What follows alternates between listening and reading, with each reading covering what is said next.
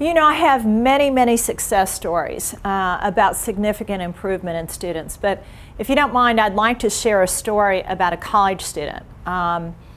This one was particularly moving in that this is a man who was going to work at night, going to work during the day and taking my class at night, chemistry. And it was the last class that he needed in the sciences. He was getting an engineering degree, but he needed to have this chemistry class to finish up his degree. And he was working at an aircraft company, working 40 to 50 hours a week. He had a family at home, and he took my class in the summer, and this was about 4 years ago, before I started using the pen.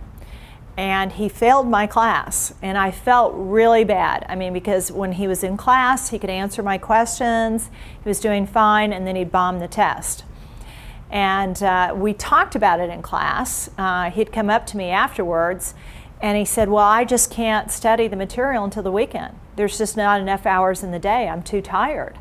And I said, well, that's part of the problem. We're moving so fast in the summer, and we're covering so much material that by the time we're on the 4th day of the material, you're not getting that material because you weren't able to look at the earlier stuff that builds up.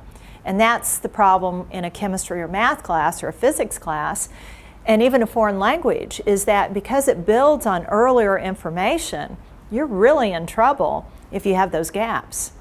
So anyway, he failed my class, unfortunately. I don't like to tell these stories where someone has failed, but he shows up in my class the next summer. And then I'm looking at him, I'm like, well, you know, there's 5 other teachers who teach this class. And he goes, yeah, I know, but you're a good teacher. And I'm like, oh, he thinks I'm a good teacher, and I failed him. And I said, listen, let's sit down. Let me find out, what is it that has changed from last summer? Nothing had changed. And so I said, you know, the definition of crazy is doing things the same way and expecting a different outcome. And he goes, I need the money to support my family.